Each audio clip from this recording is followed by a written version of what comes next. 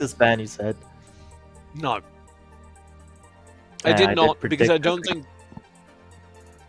don't think Garen is worth the ban. Zisune is going to play just as well on anything else. They've now dedicated 2 bans towards him. And I guarantee you, Zisune will have something else to pick. Ziggs gets through. You just make a pun right there? Guarantee? No, not intentionally, but it's pretty powerful. I should have done that intentionally. Well, we're gonna see a Ziggs here. Gonna be pushing up into towers. It's gonna be play at the mid. Is it usually a mid? Is there any other roles it could go on? Does get played around with in support and AD carry, you know, thrown down there sometimes, but it ought to be mid. Yeah. And Yasuo up and running. A lot of memes I've heard about on the Yasuo. But will be Up playing and running this it match. down, you mean? Yasuo actually works very well into Ziggs because the wind wall stops all the bombs from bouncing through. You have the projectile deflection. So that makes sense. You also have Braum, which is effective into that matchup for a similar reason. But I wouldn't have made those my 1-2 picks if I were RTZ, because you have just allowed BERJAYA to build another composition that looks very, very simple and straightforward. They are going to scale into mid-game teamfights. They are going to demolish towers if you leave them alone. What do RTZ have? I like this.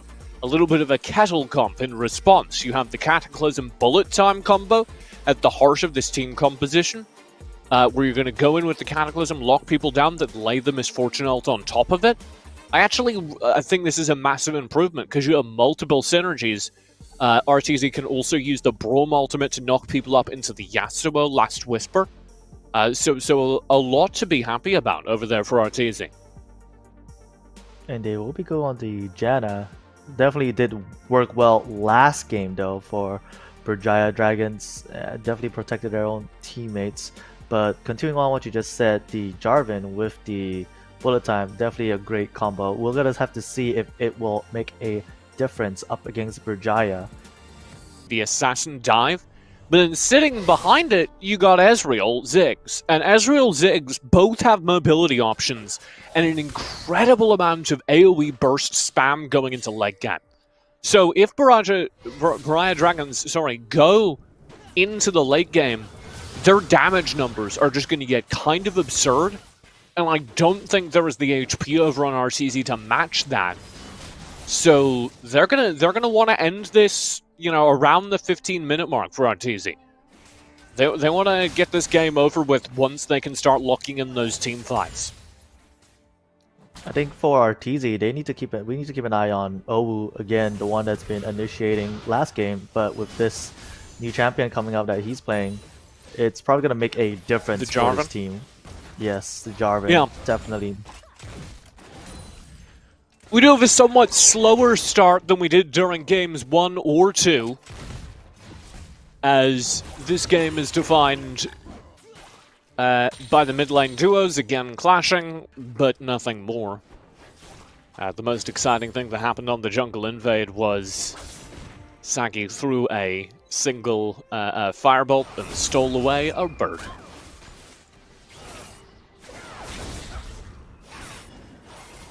So, as a person that's been playing League of Legends for a while, what makes Yasuo such a meme? He's an incredibly aggressive character. His whole kit is about, just going in. I'm gonna hold this thought.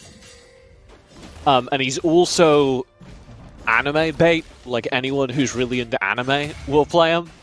So, these, young kids who are really into anime play the character and just feed, and that's why people think he's a meme. Well, speaking of feeding, Yasuo almost died. Yeah, he's just doing Yasuo things. There's also the fact that his kit is good enough that when it gets online, he oftentimes just can come back into the game through team fighting. So you have the joke of the 0-10 power spike, where if the Yasuo dies 10 times in lane, you can be sure they're going to still turn the game around. So Yasuo is one of those characters that can actually be good at fighting up backlines, right? Yeah, the big combo you're looking for here is the Glacial Fissure, because Yasuo's ultimate Last Whisper allows him to pick up and do massive damage to anyone who's knocked up. So if the Glacial Fissure gets a 3-4 man knock up, all 4 of those people are going to be, you know, taking massive amounts of damage. That means RTZ needs to be wise on how they use their abilities here. One mistake could spell doom for all. Yeah, we're going to pay a lot of attention to those ability combos. The other one you're looking for is Cataclysm from Owo, which will go in and lock people down, and then you just lay down Yoshi's Bullet Time, the AoE damage from the Misfortune ult, on top of it. Where are RTZ a little weaker, though? In these isolated fights, right? I'm talking up their combos, and that's true. But if you can fight instead around the individual skirmishes, which BERJAYA Dragons are doing, you will win the game.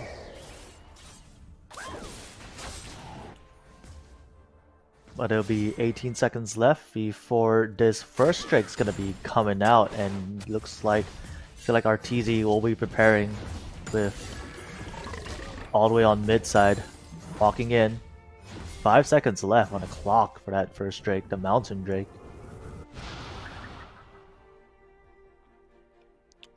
Here we go. A setup for it.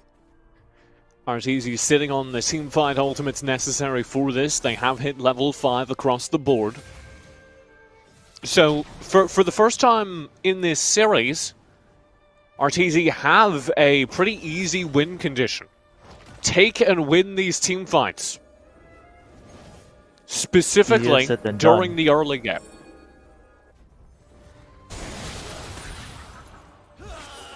They're trying to isolate the Ahri here in the mid lane, trying to isolate parts of this composition so they don't need to fight into the combos, which is a very good idea. And they will force Poignets to roam all the way around the fight. Simultaneously, though, RTZ stopped the Drake from being started.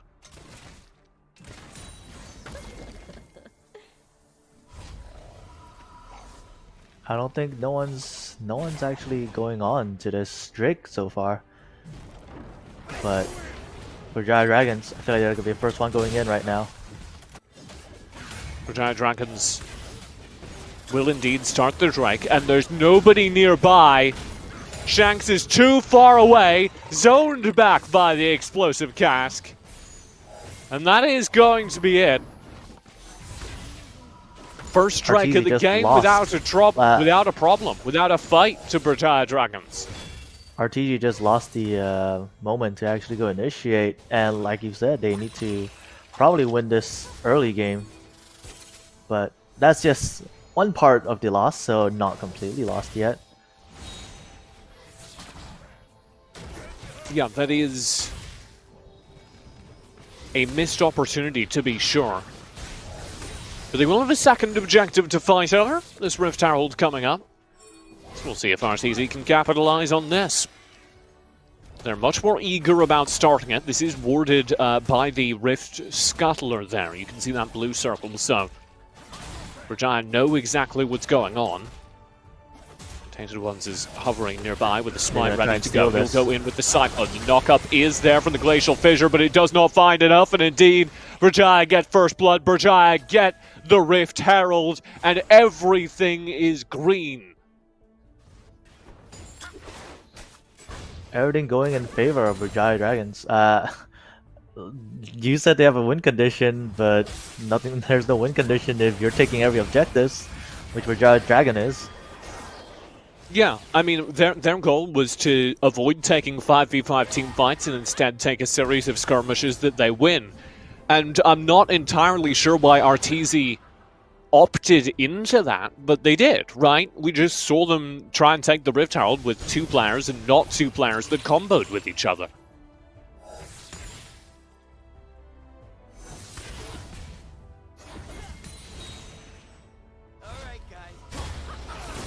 You're going to have the fight continuing over here on the top side of the map, where Tainted Ones did just take a turret.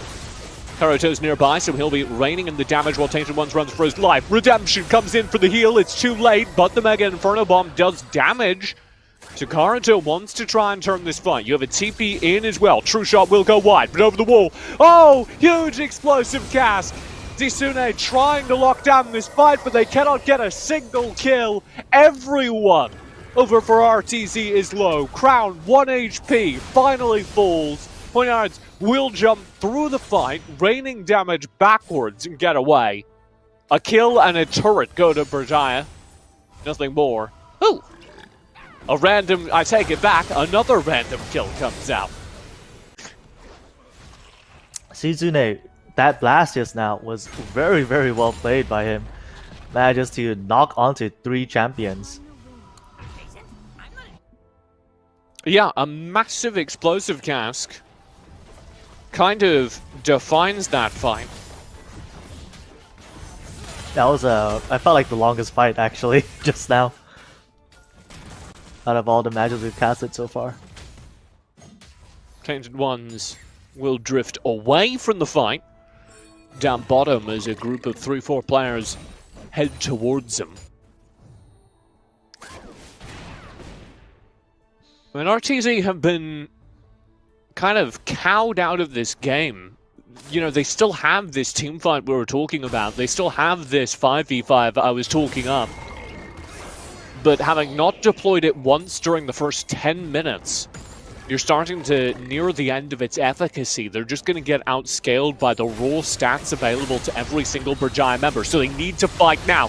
Cataclysm Bullet Time combo does land, but the Mega Inferno Bomb's there in answer. Poignards, 1 HP, oh whoa, already down. And with the jungler out of the game, there's not going to be any way for RTZ to contest this Drake, or indeed deal with the fact that the Rift Herald has just been thrown down in the middle of the map. Yoshi will flash away from the fight. Shanks, 1 HP running for their life, will be able to stand united to Crown and get away. But getting away is what they're doing, and BERJAYA will quite happily turn towards the Drake and pick it up. Well, well done by Owu on this Jarvan ulti, catching up onto Sagi. But it was still not enough, catching up to Ezreal, but they still got the Drake instead, so yeah, more advantage goes to BERJAYA Dragons. And that's kind of adding up here, as the gold lead now sits around 6,000. And you know, you just start to look at the items. RTZ simply don't have the damage on any of their prospective carries to win a fight at this point. And they will be catching up onto this top turret after getting a kill on Ahri. You know, kill passed over by Poignards, who stepped forward. Thought they could get away, but you can see, you know, kind of what I was talking about. Sagi and Tainted Ones just have so much raw stats here with Muramana completed. Baron is going to be started here. This feels a little risky. Oh, good knock-up. That's what they needed. Bullet time behind it, but the Mega Inferno Bomb, half HPs, they're tanks! Crown takes to the front lines, will not get anything. Tainted Ones is traded out 1 for 1, but they will take that as Tainted Ones indeed manages to slip away on 1 HP. And they've got OO, Crown, and Yoshi in response. BERJAYA don't even need the Baron at this point. They're going to get more. And now they will head on to the Baron. Well survived by Tainted Ones. I thought he was going to be gone right there, but the entire team just coordinating so well, manages to just pummel RTZ, and now they're going to pummel the Baron all the way to the mid probably after this fight on the Baron. Yep, we'll have a brief recall here as BERJAYA go ahead and reset, but they've all got at least 2 heading towards third item at this point. Boots and enchantment in the bag. For anyone taking notes at home, Gargoyles continues to be the go-to for anyone playing remotely tanky characters. No lockets here. It seems like Gragas is just toying around top and manages to kill one. He's gonna get a kill. Oh, not quite yet. No, Crown denies him. successfully gets the last whisper, and RTZ He needs just to blow their he just ultimate distracted defensively. 3 champions at top. And they managed to take He's the gonna mid tower. recommit. Oh, no. Oh dear Lord, Crown, 1 HP, gone! Yoshi should find this trade, but can't keep up, needs to blow Flash to do it. And in the meantime, like you were talking about, 2 turrets taken down in the bottom lane. Inhibitor falls in mid. That's going to be 3 turrets, all of them in the bottom lane. And they're going to push all the way through towards the Nexus. A last stand here for RTZ as they try to hang in this qualifier. And there's simply no way. BERJAYA Dragons make it look easy. They will be going to the group stage undefeated throughout the entire